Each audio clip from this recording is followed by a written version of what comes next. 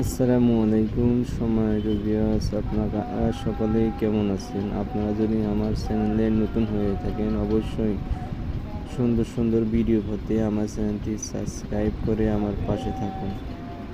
আজকে আমি গাছ থেকে রূপালি আম পাড়তেছি। আমার গাছে ফ্রেশ আমগুলি, একবারে পোকা ছাড়া আমগুলি আমি পাড়তেছি। খুবই সুস্বাদু আমার আমগুলি।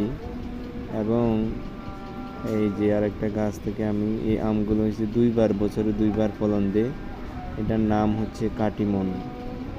অবশ্যই আপনারা সকলেই বাড়িতে একটা দুইটা করে গাছ লাগাবেন, তাহলে একবারে ফ্রেশ ফল